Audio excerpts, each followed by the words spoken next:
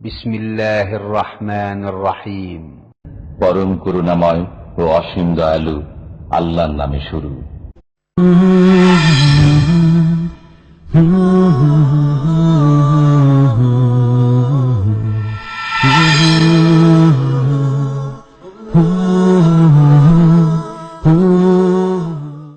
ومن أحسن قولا ممن دعا إلى الله وعمل صالحا وقال إنني من المسلمين. السلام عليكم ورحمة الله وبركاته. بسم الله الرحمن الرحيم. الحمد لله رب العالمين والصلاة والسلام على سيد المرسلين نبينا محمد وعلى آله وصحبه أجمعين. أما بعد فأعوذ بالله من الشيطان الرجيم. بسم الله الرحمن الرحيم. اقرأ باسم ربك الذي خلق خلق الإنسان من علق اقرأ وربك الأكرم الذي علم بالقلم علم الإنسان ما لم يعلم. আল্লাহ পাক রব্বুল আলামিনের যাবতীয় প্রশংসা যে আল্লাহ পাক রব্বুল আলামিন আমাদেরকে পড়ার নির্দেশ দিয়েছেন, লিখার মাধ্যমে শিক্ষা নির্দেশ দান করেছেন। আল্লাহ পাক রব্বুল আলামিন জ্ঞান অর্জনের হুকুম করেছেন। সে আল্লাহ পাকের যাবতীয় প্রশংসা যে আল্লাহ পাক রব্বুল আলামিন ইরশাদ করেছেন যে যারা জ্ঞান অর্জন করে আর যারা জ্ঞান অর্জন করে না তারা সমান হতে পারে না। যেমন আলো অন্ধকার সমান হতে পারে না, রৌদ্র আর ছায়া সমান হতে পারে না, গরম আর ঠান্ডা সমান হতে পারে না। সালাত এবং সালাম নাযিল হোক মুহাম্মদ রাসূলুল্লাহ সাল্লাল্লাহু আলাইহি সাল্লামের ওপর, যিনি সবচেয়ে বড় মহাজ্ঞানী ছিলেন। রাসূলুল্লাহ সাল্লাল্লাহু আলাইহি সাল্লামের জীবনের যে অংশে আমরা পৌঁছেছি, 40 বছর বয়স, 40 বছর বয়স পার করে আরবি মাস হিসাবে রমজান মাস 41তম বছর তার বয়স হয়েছে। ওই সময় রাসূলুল্লাহ সাল্লাল্লাহু আলাইহি সাল্লামের কাছে প্রথম ওহী আসে সূরা আলাকের প্রথম 5টি আয়াত, যে আয়াতগুলি পাঠ করলাম। এই আয়াতগুলি নাজেল হওয়ার যে অবস্থা ছিল, নবী সাল্লাল্লাহু আলাইহি সাল্লামকে 3 বার করে চেপে ধরেছিলেন জিবরিল আমিন আলাইহিস সালাতু সালাম এবং ইকরা বলছেন পড়ো। তৃতীয়বারে রাসূলুল্লাহ সাল্লাল্লাহু আলাইহি সাল্লাম তা পাঠ করেন আর সেই আয়াতগুলি নিয়ে ফিরে আসেন রাসূলুল্লাহ সাল্লাল্লাহু আলাইহি সাল্লাম বাড়িতে। হেরা পাহাড়ের গুহা থেকে খাদিজা রাদিয়াল্লাহু তাআলা আনহার কাছে ফিরে আসলেন আর বড়ই শীত লাগছিল, ভয় লাগছিল, কাঁপছিলেন থরথর করে। বলেন জাম্মিলুনি জাম্মিলুনি, আমাকে কম্বল জড়িয়ে দাও, কম্বল জড়িয়ে দাও।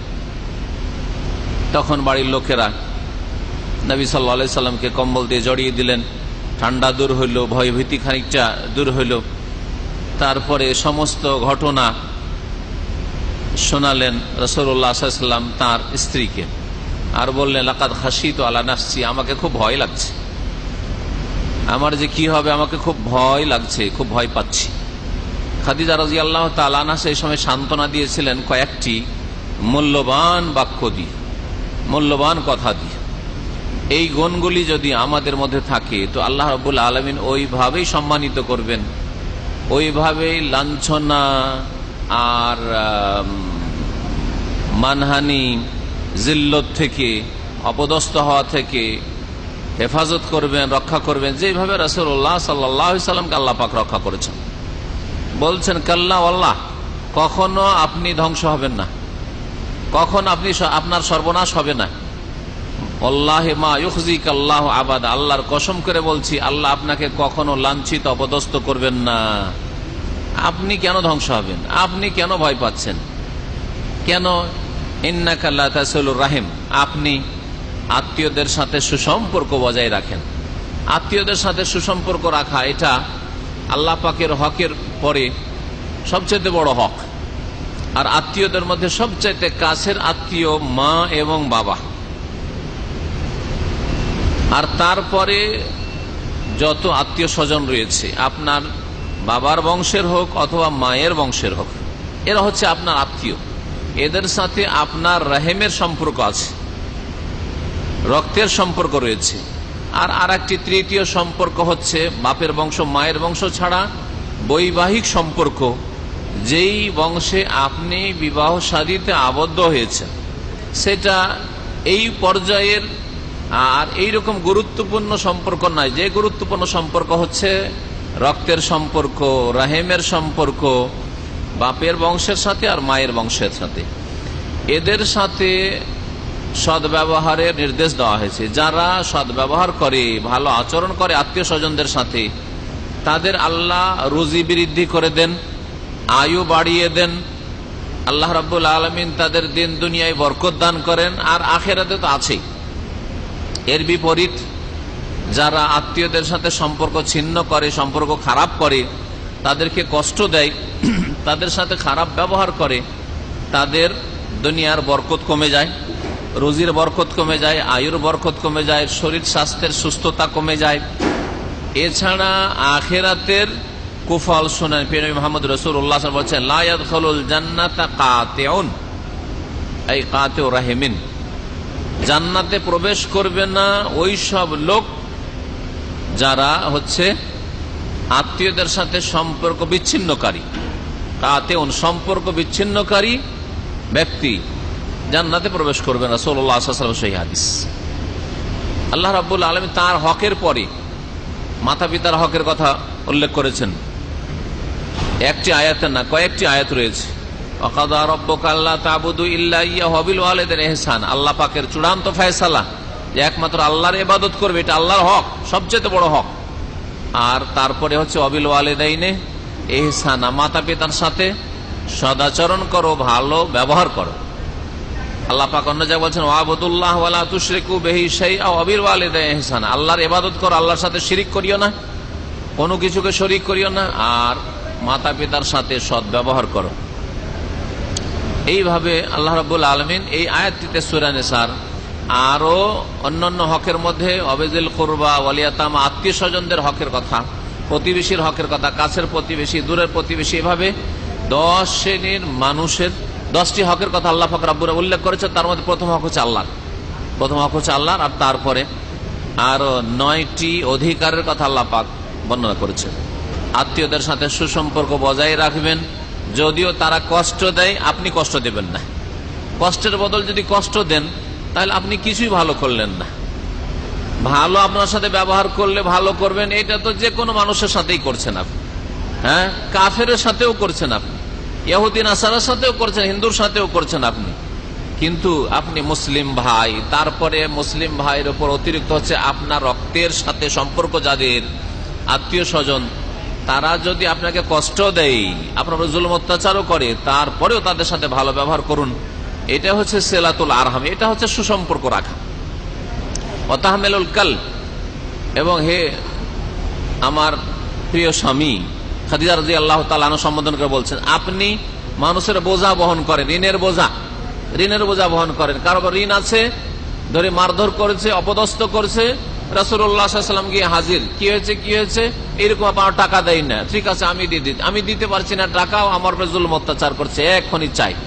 নবী সাল্লাল্লাহু আলাইহি ওয়াসাল্লাম এসব দায়িত্ব মক্কা নগরীর লোকজনের নিজের কাঁধে নিয়ে নিতেন, মানুষের বোঝা বহন করতেন, মেহনত পরিশ্রম করে তাদের ঋণ পরিশোধ করতেন। ওয়া তাকসিবুল মাদুম, এবং সর্বহারা যারা নিঃস্ব তাদের জন্য আপনি আয় উপার্জন করেন, আপনার নিজের শুধু পরিবারের জন্য না, যাদের বাড়িতে কিছু নেই, খাবার নেই, ঘর নেই, বাড়ি নেই, ওদের জন্য আপনি মেহনত পরিশ্রম করে তাদের রুজির ব্যবস্থা করেন, তাদের পোশাকের ব্যবস্থা করেন, তাদের সাহায্য সহযোগিতা করেন ইত্যাদি।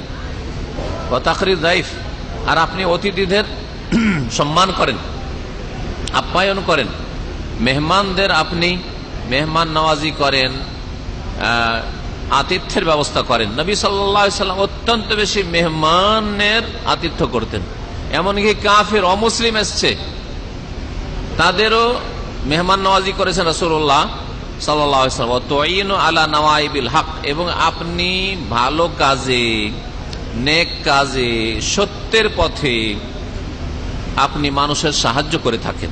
কেউ যদি বিপদ আপদে পড়ে, বালা মুসিবতে পড়ে, আপনি সাহায্য করে থাকেন।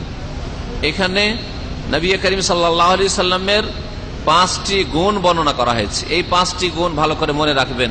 আল্লাহ পাক যেন আমাদেরকে এইরকম ভালো গুণগুলি নিজেদের মধ্যে তৈরি করার তৌফিক দান করেন। নবী করিম সাল্লাল্লাহু আলাইহি সাল্লামকে এই অবস্থায় খাদিজা রাদিয়াল্লাহু তাআলা আনহা বললেন যে, চলেন, আমার এক চাচাতো ভাই আছে, খুব প্রবীণ মানুষ, বয়স খুব বেশি হয়ে গেছে, আর দুই চোখও তিনি দৃষ্টিশক্তি হারিয়ে ফেলেছেন, কিন্তু তার তাওরাত ইনজিল সম্পর্কে যথেষ্ট জ্ঞান আছে। জাহিলিয়াতের যুগে তিনি খ্রিস্টান হয়ে গেছিলেন। তার নাম হচ্ছে ওয়ারাকা বিন নওফল বিন আসাদ বিন আব্দুল উজ্জা। নাম ওয়ারাকা, বাপের নাম নওফল। তিনি লিখতেও জানতেন। মক্কার মধ্যে মাত্র কয়েকজন হাতে গোনা লেখা পড়া জানতেন, পড়তে পারতেন, লিখতে পারতেন। তিনি আরবি থেকে হিব্রু ভাষায় অনুবাদ করতেন, আর হিব্রু ভাষায় যেহেতু তাওরাত ইনজিল ছিল, হিব্রু ভাষা থেকে তিনি আরবি ভাষায় করতেন, এই সব কাজ করতেন। মাশাআল্লাহ, ইনজিল যেহেতু তিনি খ্রিস্টান হয়ে গেছিলেন, ইনজিল লিখতেন হিব্রু ভাষায়। আর সেই ব্যক্তির যেহেতু জ্ঞান ছিল তার কাছে আহলি কিতাব সম্পর্কে বা আহলি কিতাবদের কিতাব তাওরাত ইনজিল সম্পর্কে, খাদিজা রাদিয়াল্লাহু তাআলা আনহা সাথে করে নিয়ে গেলেন। নিয়ে যাওয়ার পরে সমস্ত ঘটনা বর্ণনা করলেন যে এইরকম ঘটনা ঘটেছে, আর এটা ছিল রমজান মাস।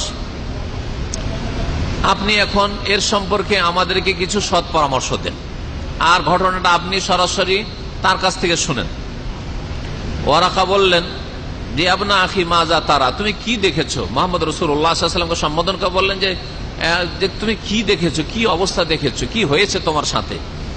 ফাখবারাহু রাসূলুল্লাহ সাল্লাল্লাহু আলাইহি ওয়াসাল্লাম খাবরা মা রাআ, যা কিছু দেখেছিলেন রাসূলুল্লাহ সাল্লাল্লাহু আলাইহি ওয়াসাল্লাম ও হিরা পাহাড়ের গুহায় কি অবস্থায় ফেরেশতা আসলো, আসার পরে যে সব কথাগুলি হলো বা ঘটনা ঘটলো সব বর্ণনা করলেন।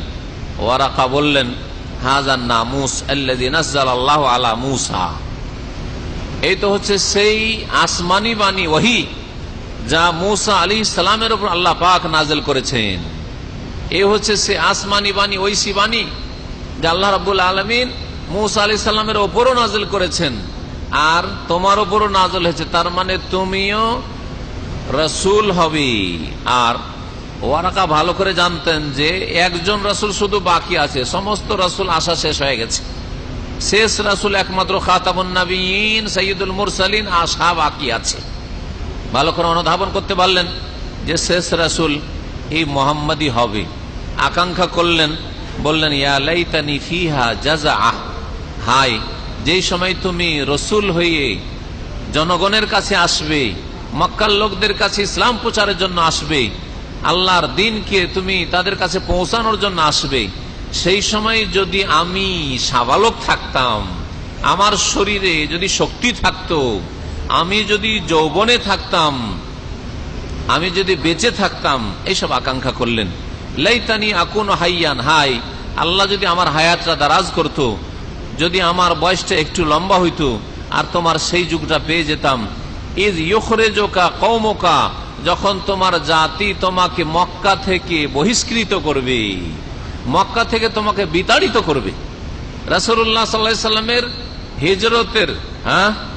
হিজরতের 13 বছর আগেই ওয়ারাকা বলছেন ভবিষ্যৎবাণী যে এমন একটা সময় আসবে যেই সময় তোমার জাতি, তোমার বংশের লোকেরা, কুরাইশরা তোমাকে মক্কা থেকে তাড়িয়ে দেবে।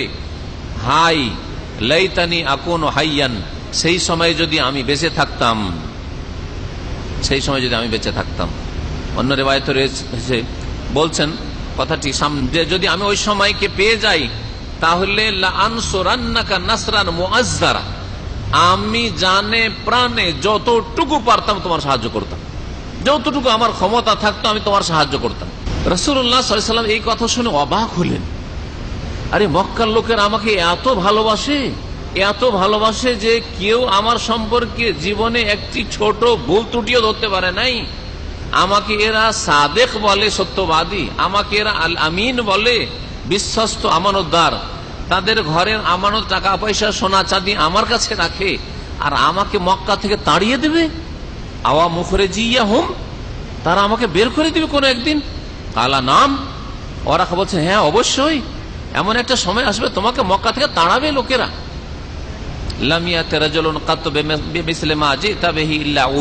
দেখো মোহাম্মদ, তুমি ভয় করিও না, তুমি চিন্তা করিও না, এটা নতুন ইতিহাস নয়।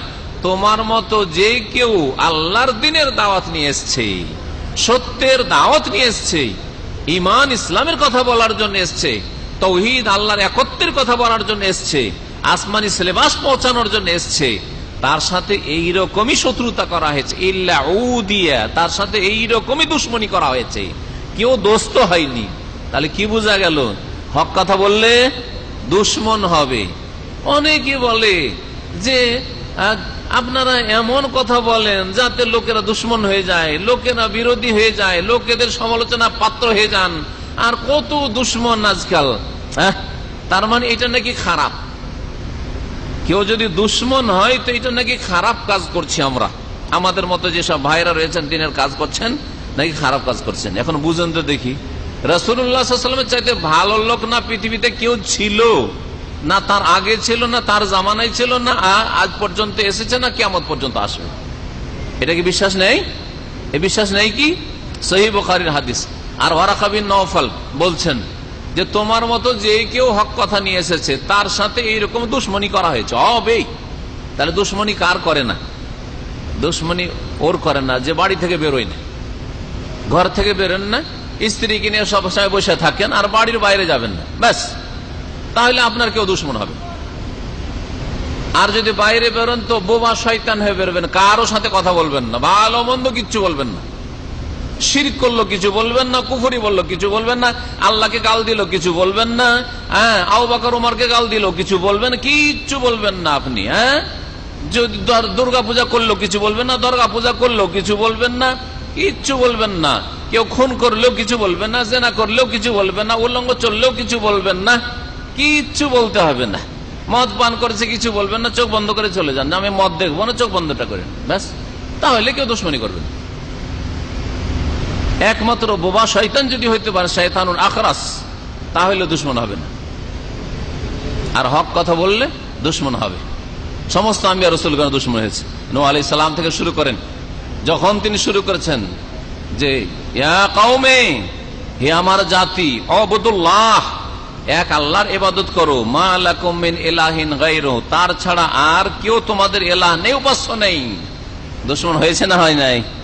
950 বছর ওদেরকে জাহান্নাম থেকে উদ্ধার করার জন্য মেহনত করার কি বা প্রয়োজন? যা জাহান্নামে চলে যা, কি বা প্রয়োজন? তারপরে কি দোস্ত হয়েছে?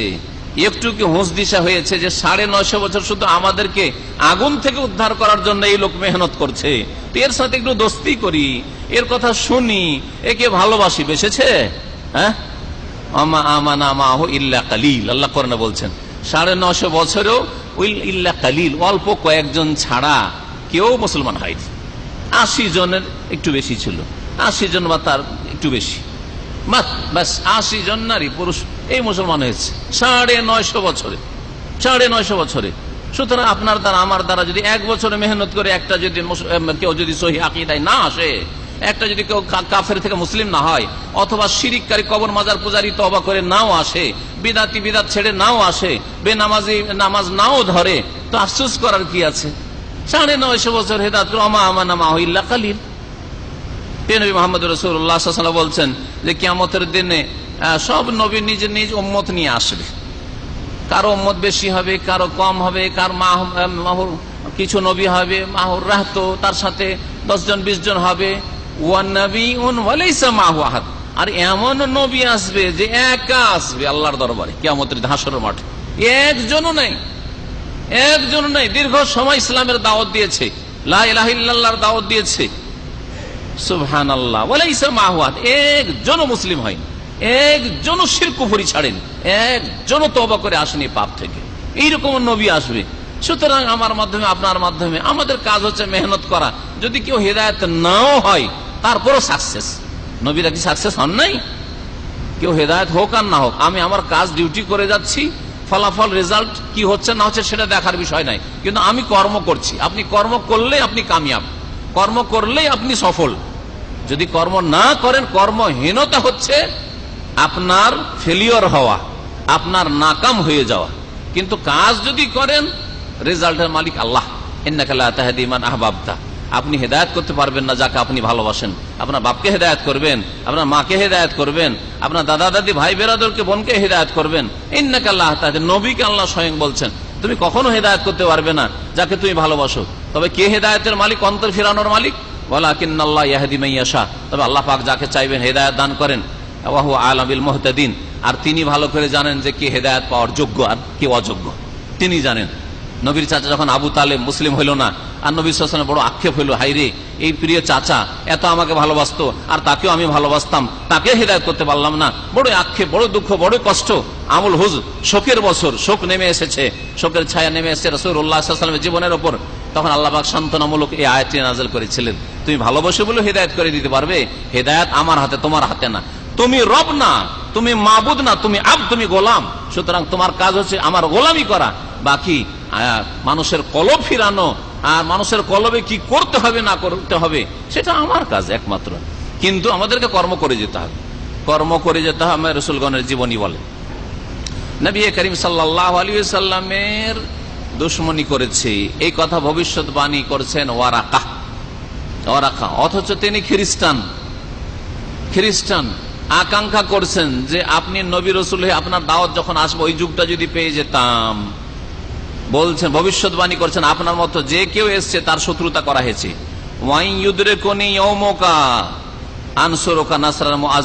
আমি যদি আপনার সেই দিন পেয়ে যাই যেই দিন আপনি দাওয়াত নিয়ে আসবেন। প্রথম আয়াত শুধু ইকরা বিসমি রাব্বিকা নাযিল হয়েছে, ইকরা বিসমি পড়ো, শুধু বলা হয়নি যে মানুষকে বলো ইয়া আইয়ুহান নাস, হে মানব সকল, কুলু লা ইলাহা ইল্লাল্লাহ, বলো লা ইলাহা ইল্লাল্লাহ, আল্লাহ ছাড়া কেউ সত্য মাবুদ নেই, তুফলিহু। এই দাওয়াতের হুকুম এখনো রাসূলুল্লাহকে হয়নি। এই দাওয়াতের অপেক্ষা ওয়ারাকা বিন নওফাল আসলেই তিনি কবুল করবেন, তাহলে কবুল করার জন্য তিনি প্রস্তুত ছিলেন। এই অবস্থায় যদি কেউ থাকে আর তার কাছে দাওয়াত না পৌঁছে, তাহলে আল্লাহ তাকে জাহান্নামে দেবেন না, কারণ তার অন্তর প্রস্তুত হয়ে রয়েছে, আমি হককে মানতে প্রস্তুত, কিন্তু হক পৌঁছেনি তার কাছে। এর হুকুম ভিন্ন। কিন্তু একজন লোক না হকের যুগ পেয়েছে, নবুয়তের যুগ পেয়েছে, রিসালাতের যুগ পেয়েছে, আর তারপরে মানেনি, খবর পৌঁছেছে তার কাছে, নবী সম্পর্কে মানেনি, অবশ্যই আল্লাহ আযাব দেবেন, এতে কোনো সন্দেহ নেই। নবী করিম সাল্লাল্লাহু আলাইহি ওয়াসাল্লামের সাহায্যের ওয়াদা তিনি করলেন, কিন্তু তার আয়ু আর সাথ দিল না। বলছেন মায়েশা রাদিয়াল্লাহু তাআলা আনহা, হাদিসের বর্ণনাকারী, সুম্মা লাম ইয়ালবাস ওয়ারাকাতু আন তুফিয়া, তার কিছুদিন পরেই ওয়ারাকার ইন্তেকাল হয়ে গেল। ওয়া ফাতারাল ওয়াহি, ওহিও বন্ধ হয়ে গেল। ওই ইকরা বিসমি রাব্বিকাল্লাযীর 5টি আয়াত নাযিল হওয়ার পরে ওহি বন্ধ হয়ে গেল। এই যে ওহিটা বন্ধ হয়েছিল, কতদিনের জন্য বন্ধ হয়েছিল? যেটা প্রসিদ্ধ হয়ে রয়েছে সিরাতের কিতাবাতে, সেটা হচ্ছে যে কয়েক বছর বন্ধ হয়েছিল। ভুল কথা এটি। অনেক সময় যেটা প্রসিদ্ধ ফেমাস কথা সেটাই ভুল হয়, আর গবেষণামূলক কথা যেটা হয়তো অল্প কিছু লোকেরাই বলেছেন সেটাই হচ্ছে সহি শুদ্ধ। ঠিক নবী সাল্লাল্লাহু আলাইহি ওয়াসাল্লামের জন্ম তারিখ সম্পর্কে ওই রকমই। নবীর জন্ম প্রসিদ্ধ হচ্ছে কত তারিখে? 12 রবিউল আউয়াল। কিন্তু গবেষণামূলক কথা হচ্ছে যে নবী সাল্লাল্লাহু আলাইহি ওয়াসাল্লামের জন্ম হচ্ছে সোমবার, আর সোমবার 12 রবিউল আউয়াল ছিল না ওই বছরে। কি ছিল? 9 রবিউল আউয়াল ছিল। ঠিক তেমনি এই বিষয়টাতেও যে ইকরা বিসমি নাযিল হওয়ার পরে যে দ্বিতীয় পর্বের আয়াতগুলি নাযিল হলো, এই সময়টাকে বলা হয় ফাতরাতুল ওয়াহি, মানে ওহি বন্ধ থাকার সময়কাল। এই ওহি বন্ধ থাকার সময়কালটা কত ছিল এই সম্পর্কে যারা গবেষক, সিরতের লেখক, তারা বলছেন যে মাত্র কয়েকদিন ছিল। সেটা ছিল 21 রমজান থেকে শুরু করে পহিলা শাওয়াল পর্যন্ত। ব্যাস, 21 রমজান থেকে শুরু করে পহিলা শাওয়াল পর্যন্ত। কি করে? নবী সাল্লাল্লাহু আলাইহি সাল্লামের উপর এই আয়াতগুলি যে নাযিল হয়, প্রথম ইকরা বিসমির আয়াত সূরা আলাক, এগুলি নাযিল হয় রমজান মাসে, আর সেটা ছিল লাইলাতুল কদর, ফজরের আগে। ফজর আগে, তাহলে রাত্রের ঘটনা। যে প্রথম জিবরাইল আলাইহিস সালাম নবী সাল্লাল্লাহু আলাইহি ওয়াসাল্লামের কাছে হীরা পাহাড়ের গুহায় এসে, এটা রাত্রের ঘটনা, আর রমজান মাসের ঘটনা, আর সেটা ছিল কদরের রাত। কদরের রাত তো 5টার যে কোনটাই হতে পারে, 21 হতে পারে, 23 হতে পারে, 25 হতে পারে, 27 হতে পারে, 29 হতে পারে। কোন রাত ছিল এই সম্পর্কে গবেষক ওলামারা বলছেন যে সেটা ছিল 21শে রমজানের রাত। 21শে রমজানের রাত, আর তারপরের দিনটা ছিল সোমবার।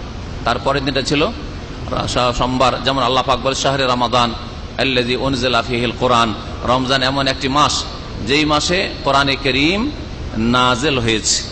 আর আল্লাহ পাক তার রমজানে নাযিল হয়েছে, অন্য মাসে নাযিল হয়নি। আর আল্লাহ বলছে ইন্না আনজালনা ফি লাইলাতিল কদরে, আমি কোরআন নাযিল করেছি কদরের রাতে। সেই রাতটি ছিল 21 রাত, আর সেটা ছিল সোমবার। আর বাকি আলোচনা ইনশাআল্লাহ তাআলা আবার ইনশাআল্লাহ তাআলা আমাদের আগামী পর্বে পুরা করা হবে। আমাদের এখন বিশিষ্ট মেহমান এসছেন, তিনি হয়তো কিছু বলবেন, আর তার অনুবাদ আমাদের শেখ মুখলিসুর রহমান সাহেব পেশ করবেন।